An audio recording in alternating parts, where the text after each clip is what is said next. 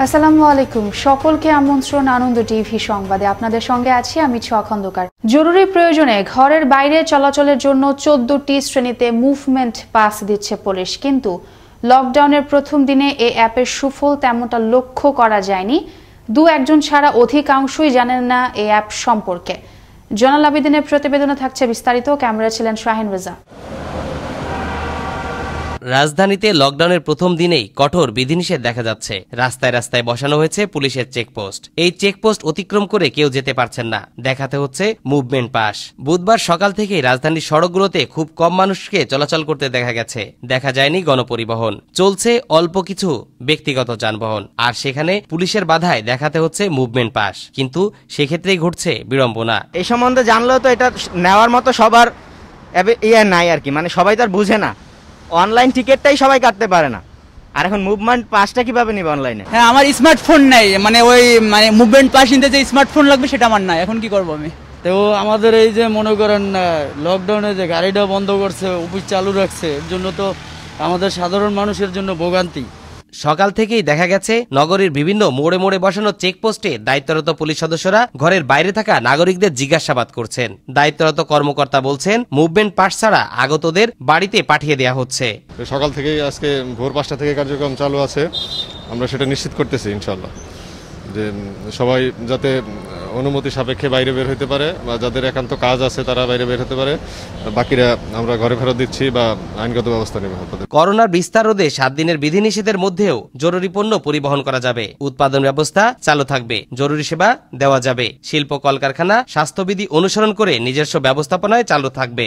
এগুলোই থাকছে মুভমেন্ট পাসের অন্তর্ভুক্ত। তাই সরকারের এ সকল নির্দেশনা বাস্তবায়নে সকল নাগরিক সচেষ্ট হবে, তাহলেই করোনার বিস্তার রোধ হবে। তরিকুল ইসলাম, আনন্দ টিভি, ঢাকা। করোনা ভাইরাস সংক্রমণ রোধে শুরু হওয়া সর্বাত্মক লকডাউন প্রতিপালনে রংপুরে কঠোর অবস্থানে রয়েছে পুলিশ। বিশেষ জরুরি প্রয়োজন ছাড়া সড়কে বের হচ্ছেন না কেউ, ফলে শহরে বিরাজ করছে এক ধরনের নীরবতা। সড়কে চলাচল করতে দেয়া হচ্ছে না কোনো যানবাহন। লকডাউনের বিধিনিষেধ মানাতে কঠোর অবস্থানে রয়েছে রংপুর মেট্রোপলিটন পুলিশ। টোটাল 19টি চেকপোস্ট এবং তাছাড়া শহরে মোবাইল পার্টি রয়েছে অনেকগুলো। এলাকার যে এন্ট্রি পয়েন্ট, এই এন্ট্রি পয়েন্টগুলোতে আমরা প্রথমে চেকপোস্ট দিয়েছি, যাতে করে গাড়ি এদিকে মেট্রোপলিটন এলাকায় প্রবেশ বা বাইর হতে না পারে। 7 দিনের সর্বাত্মক লকডাউনের প্রথম দিনে খুলনা শহর জুড়ে ছিল প্রশাসনের কঠোর নজরদারি ও স্বাস্থ্যবিধি নিশ্চিতে কঠোর অবস্থান। সকাল থেকেই নগরী ও জেলার বিভিন্ন পয়েন্টে প্রশাসনের কর্মকর্তারা ছিলেন তৎপর। নগরীর বিভিন্ন পয়েন্টে জেলা প্রশাসনের নির্বাহী ম্যাজিস্ট্রেট পথচারীদের বাধ্যতামূলক মাস্ক ব্যবহার এবং বিশেষ প্রয়োজন ছাড়া ঘরের বাহিরে যেতে নিষেধ করেন। সরকার ঘোষিত যে সকল যানবাহন চলাচল নিষেধ আছে, আমরা সেটা কঠোরভাবে নিয়ন্ত্রণ করতেছি, কিন্তু মানুষের ভিতরে আসলে আইন মানার প্রবণতা খুব কম। বিনা কারণে তারা বাড়ির বাইরে আসতেছে, তাদেরকে বুঝে শুনে বাড়িতে পাঠানোর ব্যবস্থা করতেছি। ঢাকার আশুলিয়া থেকে ৬,২০০ পিস ইয়াবা সহ ৬ মাদক ব্যবসায়ীকে গ্রেফতার করল র্যাব-৪। সোমবার ও মঙ্গলবার আশুলিয়ার নবীনগর ও কুমকুমারী এলাকা থেকে তাদের গ্রেফতার করা হয়। এ সময় জব্দ করা হয় মাদক বিক্রির নগদ ১,১৯,৩২৮ টাকা এবং ৬টি মোবাইল। আসামিরা দীর্ঘদিন ধরে দেশের সীমান্তবর্তী এলাকা থেকে নেশা জাতীয় মাদকদ্রব্য ইয়াবা সংগ্রহ করে রাজধানী ঢাকা সহ বিভিন্ন এলাকায় সরবরাহ করে আসছিল বলে জিজ্ঞাসাবাদে স্বীকার করে তারা। আটককৃতদের বিরুদ্ধে বিভিন্ন থানায় একাধিক মামলা রয়েছে। পার্বত্য চট্টগ্রামে বৈশাখী উৎসবের তৃতীয় দিন হল মারমা জনগোষ্ঠীর সাংগ্রাই উৎসব।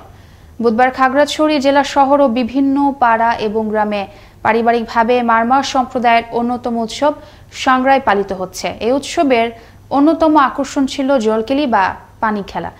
বাংলা নববর্ষের প্রথম দিন মারমারা সাংগ্রাই উৎসব বা বর্ষবরণ উৎসব পালন করে থাকে। মহামারী করোনার কারণে বর্ণাঢ্য উৎসবটি সীমিত পরিসরে পারিবারিক সদস্যদের নিয়ে মারমা পরিবারগুলো পানি খেলার আয়োজন করে। করোনা ভাইরাসের দ্বিতীয় ঢেউ মোকাবেলায় বাংলা নতুন বছরের প্রথম দিন থেকে শুরু হওয়া বিধিনিষেধে দেশের বিভিন্ন জেলা ও উপজেলায় কঠোর অবস্থানে রয়েছে প্রশাসন। সড়কের মোড়ে মোড়ে বসানো হয় পুলিশের চেকপোস্ট। সচেতনতামূলক প্রচারণাও ছিল অব্যাহত। প্রতিনিধিদের পাঠানো তথ্যচিত্র দেখুন ডেস্ক রিপোর্ট। কোভিড-19 মোকাবিলায় ব্রাহ্মণবাড়িয়ায় সরকার ঘোষিত দ্বিতীয়বারের মতো লকডাউন চলছে। নির্ধারিত সময়ের পর থেকে সাধারণ মানুষ প্রয়োজন ছাড়া ঘর থেকে বের হচ্ছে না। লকডাউনকে ঘিরে বন্ধ রয়েছে দোকানপাট, শপিং মল সহ সরকারি নির্ধারিত ব্যবসা প্রতিষ্ঠানসমূহ। এছাড়াও বন্ধ রয়েছে দূরপাল্লার যান চলাচল। করোনা ভাইরাসের সংক্রমণ রোধে চাঁপাইনবাবগঞ্জে পূর্ণ লকডাউন চলছে। বুধবার সকাল থেকে বন্ধ রয়েছে দোকানপাট, রাস্তাঘাট প্রায় ফাঁকা। সরকারের নির্দেশনা কার্যকর করতে সকাল থেকে পুলিশ তৎপর রয়েছে। জেলা শহরের প্রবেশদ্বার দরিয়াপুরের রাস্তায় পুলিশ চেকপোস্ট বসানো হয়েছে। চুয়াডাঙ্গায় সরকার ঘোষিত লকডাউনের প্রথম দিনে স্বাস্থ্যবিধি মানতে দেখা যায়নি জনসাধারণকে। কোনো প্রয়োজন ছাড়াই বাইরে বের হচ্ছে মানুষ। বুধবার সকাল থেকে সড়কের জরুরি পরিষেবায় ব্যবহৃত যানবাহন ছাড়াও নিয়মনীতির তোয়াক্কা না করে চলছে truck, microbus, easy bike, van. স্বাস্থ্যবিধি না মেনে মানুষ ভিড় করছে কাঁচা বাজারে। করোনা মোকাবেলায় সরকার ঘোষিত ৮ দিনের লকডাউন শুরু হয়েছে কক্সবাজারে। বুধবার লকডাউনের প্রথম দিন থেকে জেলা প্রশাসকের কার্যালয়, পৌরসভা, স্বায়ত্তশাসিত প্রতিষ্ঠান সহ বিভিন্ন সরকারি বেসরকারি অফিস বন্ধ রাখা হয়। জেলার ৮টি উপজেলা সহ সর্বস্তরের সরকারি এ নির্দেশনা বাস্তবায়নে নির্বাহী ম্যাজিস্ট্রেটগণ সহ আইনশৃঙ্খলা বাহিনী রয়েছে তৎপর। করোনা ভাইরাস মোকাবেলায় সরকার ঘোষিত সর্বাত্মক লকডাউন চলছে গাজীপুরে। সকাল থেকে বিভিন্ন রুটে দূরপাল্লার বাস, মিনি বাস চলাচল না করলেও পণ্যবাহী ট্রাক, লরি, পিকআপ সহ জরুরি সেবায় পরিবহন চলছে। এছাড়া রিকশা, সিএনজি, অটোরিকশা ও হালকা যানবাহন চলছে। তবে স্বাস্থ্যবিধি মানার কোনো বালাই নেই হাটবাজারগুলোতে। মহামারী করোনার দ্বিতীয় ঢেউ মোকাবেলায় পাবনার ঈশ্বরদীতে লকডাউন বাস্তবায়নে সকাল থেকে ঈশ্বরদী থানা পুলিশ এবং পাকশী হাইওয়ে থানা পুলিশের পক্ষ থেকে গুরুত্বপূর্ণ পয়েন্টে চেকপোস্ট বসিয়ে বিশেষ নজরদারি করা হচ্ছে। এছাড়া বিভিন্ন হাটবাজার ও চেকপোস্ট পরিদর্শন করেন ঈশ্বরদী সার্কেলের অতিরিক্ত পুলিশ সুপার ফিরোজ কবির। ঝিনাইদহে সর্বাত্মক লকডাউন শুরু হয়েছে। লকডাউন কার্যকরে কঠোর ভূমিকা পালন করছে প্রশাসন ও পুলিশ। সকাল থেকে শহরের পোস্ট অফিস মোড়, বাস টার্মিনাল এলাকা, আরাবপুর, চুয়াডাঙ্গা বাসস্ট্যান্ড সহ বিভিন্ন এলাকায় পুলিশের পক্ষ থেকে চেকপোস্ট বসানো হয়েছে। শহরে চলাচলকারীদের তথ্য যাচাই করা হচ্ছে। এছাড়াও জেলা প্রশাসনের পক্ষ থেকে ভ্রাম্যমাণ আদালত পরিচালিত হচ্ছে। নয়নমণি, আনন্দ টিভি, ন্যাশনাল ডেস্ক। দেখছেন আনন্দ টিভি সংবাদ, সঙ্গে আছি ছোঁয়া খন্দকার। মঙ্গলবার সন্ধ্যায় বাগেরহাটের ফকিরহাটের লোকপুর ইউনিয়নের একটি ফিলিং স্টেশনের কাছে এক মোটরসাইকেল আরোহীর একটি তালাবদ্ধ লাগেজ পড়ে গেলেও তা না তুলে মোটরসাইকেলটি দ্রুত বেগে স্থান ত্যাগ করে। পরে ফকিরহাট মডেল থানার এসআই সেলিম ঘটনাস্থলে পৌঁছে লাগেজের তালা ভেঙে ৯০ বোতল ফেন্সিডিল উদ্ধার করে। কুমিল্লার ১৪ গ্রামে নিয়ন্ত্রণ হারানো একটি ট্রাকের চাপায় ঘটনাস্থলে মৃত্যু হয় সিএনজি চালিত অটোরিকশার ৩ যাত্রীর। নিহতদের সবাই একই পরিবারের সদস্য। এর মধ্যে ৪ বছর বয়সী এক শিশুও রয়েছে। মঙ্গলবার বিকেল ৫টায় কুমিল্লার নাঙ্গলকোট থেকে ১৪ গ্রাম উপজেলার চিউরা এলাকায় সিএনজি চালিত একটি অটোরিকশা মহাসড়কের পাশে এসে থামে। এ সময় মহাসড়ক দিয়ে যাওয়া একটি ট্রাক নিয়ন্ত্রণ হারিয়ে অটোরিকশার ওপর এসে পড়লে ৩ জনের মৃত্যু হয়। এ ঘটনায় রিকশার চালক সহ আহত হন ২ জন। গোপন সংবাদের ভিত্তিতে চুয়াডাঙ্গায় র‍্যাব ৬-এর অভিযানে ৩ কেজি গাঁজা সহ আটক করা হলো মিন্টু নামের এক মাদক ব্যবসায়ীকে। মঙ্গলবার দুপুর ২টার দিকে সদর উপজেলার জীবনা গ্রামের ৩ রাস্তা মোড়ে অভিযান চালিয়ে তাকে গ্রেফতার করা হয়। ঝিনাইদহ র‍্যাব ৬-এর কমান্ডার অতিরিক্ত পুলিশ সুপার মোহাম্মদ কামাল উদ্দিন জানান, আটক মিন্টুর বিরুদ্ধে বাদী হয়ে মাদকদ্রব্য নিয়ন্ত্রণ আইনে একটি মামলা দায়ের করে র‍্যাব। মানিকগঞ্জের পাটুরিয়া দৌলতদিয়া নৌরুটে জরুরি প্রয়োজন ছাড়া ফেরি পারাপার রয়েছে এক প্রকার বন্ধ। বুধবার সকাল থেকেই পাটুরিয়া ঘাট এলাকায় কড়া নজরদারি শুরু করে জেলা পুলিশ। ভোর ৬টার পর যারা বা যে সকল যানবাহন ঘাটে পৌঁছে সেসব যানবাহন আটকে দেয়া হয়।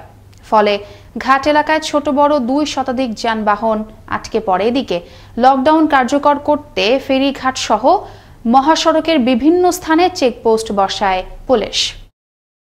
টাঙ্গাইলে বিভিন্ন উপজেলায় পৃথক অভিযানে ৮৯০ পিস ইয়াবা সহ ৪ যুবককে গ্রেফতার করল র‍্যাব ১২।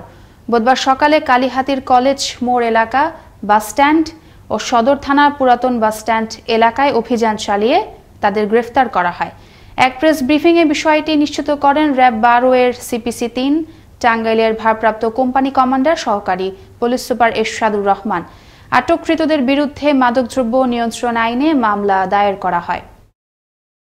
টাঙ্গাইলের ভুয়াপুরের সরকারি খাদ্য গুদাম থেকে ২ ট্রাক খাদ্যবান্ধব চাল পাচারের ঘটনায় হাতে নাতে আটক করা হলো গুদাম কর্মকর্তা বেলাল হোসেন, ও নৈশ প্রহরী আল আমিনকে মঙ্গলবার মধ্যরাতে উপজেলা নির্বাহী কর্মকর্তা ইসরাত জাহানের উপস্থিতিতে এই চাল জব্দ করা হয়। এখনো উদ্ধার হয়নি পাচার হওয়া আরও ৩৬০ বস্তা চাল।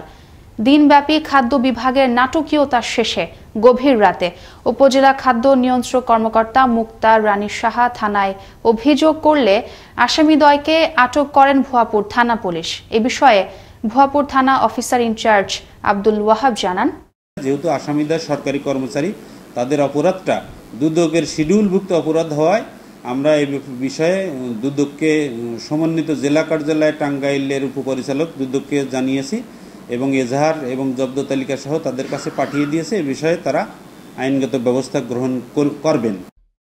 এই ছিল এখনকার মতো। আনন্দ টিভির সংবাদ দেখুন প্রতিদিন বিকেল 5টা 30 মিনিট এবং রাত 9টা 30 মিনিটে। আনন্দ টিভির সঙ্গে থাকার জন্য সকলকে ধন্যবাদ।